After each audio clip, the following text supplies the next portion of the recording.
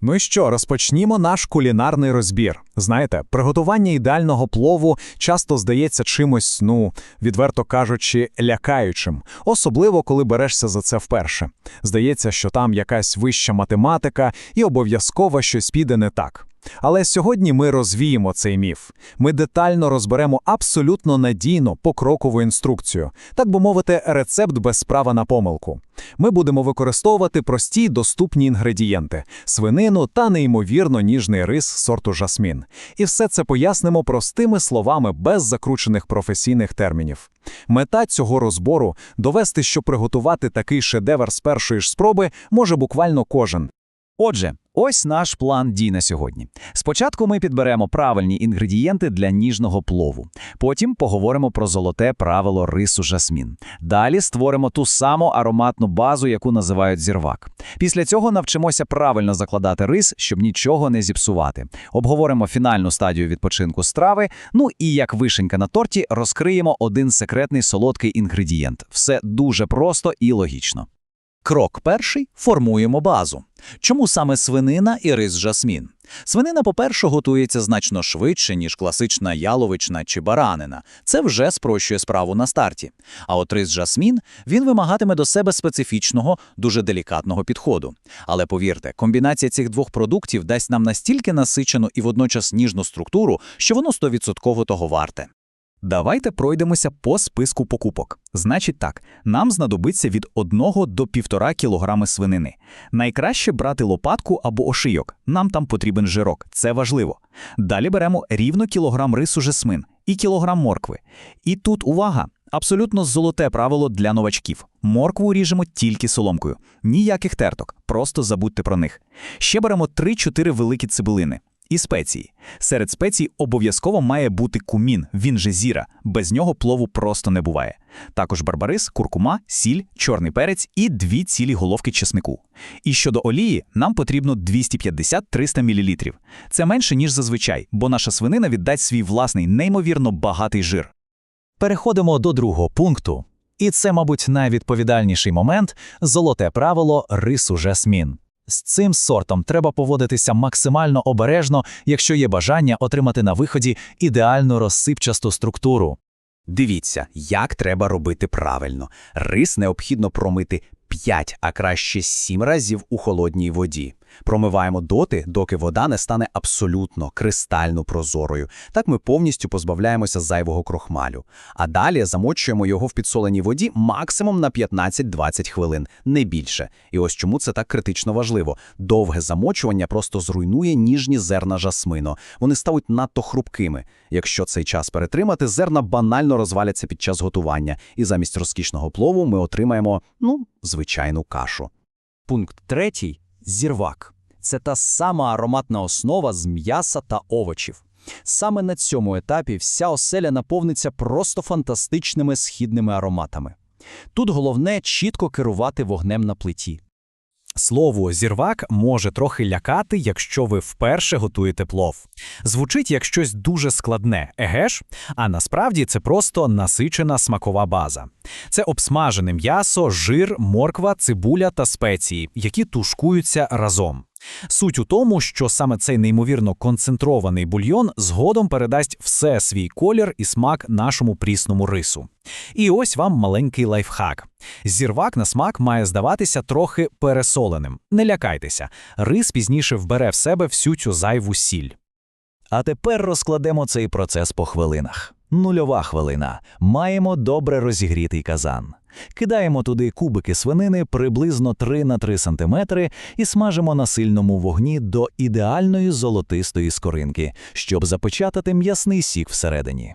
5 хвилина. Закидаємо цибулю. Її треба засмажити до такого красивого темно-золотистого кольору. Саме вона дасть плову його фірмовий відтінок. 15 хвилина. Додаємо нашу нарізану соломкою моркву і готуємо, поки вона не стане м'якою. І нарешті на 40-й хвилині заливаємо все це окропом, кидаємо цілі головки часнику та спеції. Далі залишається лише зменшити вогонь і спокійно залишити цю базу тушкуватися. 4-й крок. І тут, відверто кажучи, найчастіше сипляться початківці. Ми переходимо до додавання рису. Саме зараз формується структура страви. Тому тут є одне залізне правило – ніколи, ні за яких обставин не перемішувати. Збираємо страву дуже обережно, як конструктор. Крок перший. Тимчасово дістаємо з нашого бульйону головки чеснику і відкладаємо їх на тарілочку. Другий і найголовніший крок – рівномірно розподіляємо промитий рис поверх м'яса з овочами. Я повторюся ще раз. Не перемішуємо. Рис має просто лежати шаром зверху.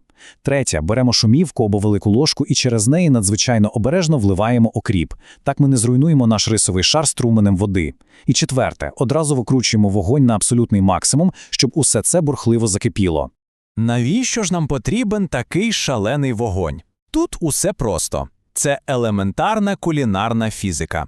Інтенсивне кипіння буквально виштовхує жир із самого дна казана наверх, крізь воду і рис. Підіймаючись, цей багатий свинячий жир ніби обволікає кожнісіньку рисинку окремо.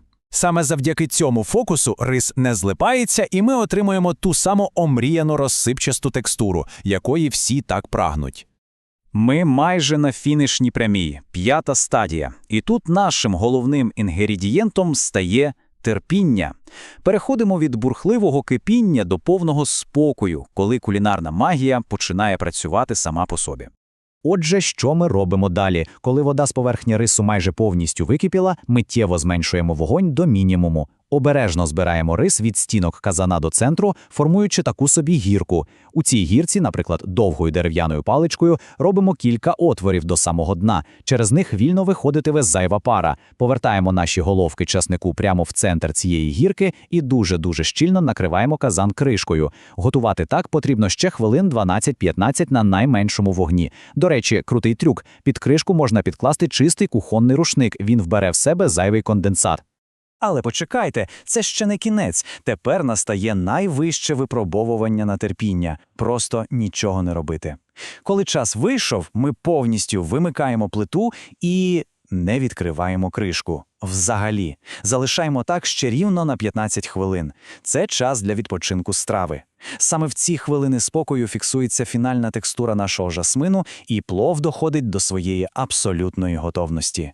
Ну і наостанок, 6-й пункт – наш секретний солодкий інгредієнт.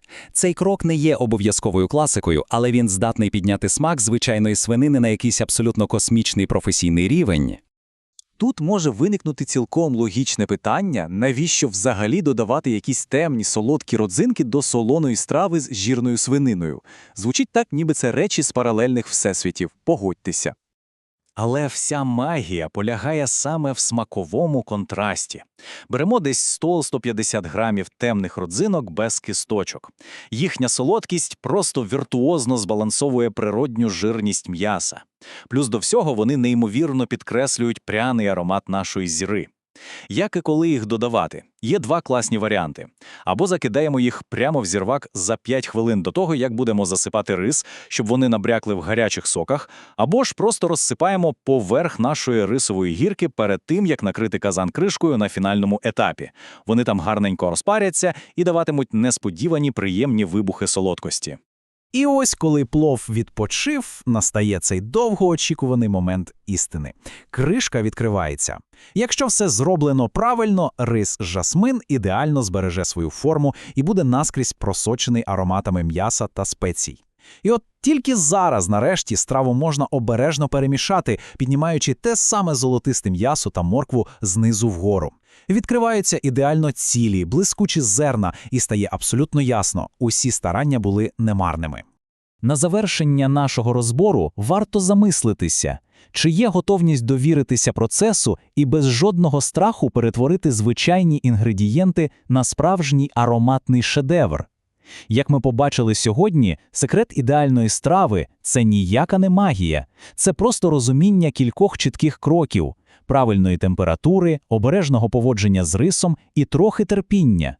Коли наступного разу захочеться приготувати щось по-справжньому особливе, варто просто згадати ці етапи. Спробуйте застосувати ці знання, і результат точно перевершить усі ваші очікування. Дякуємо за увагу до цього розбору і до нових кулінарних відкриттів.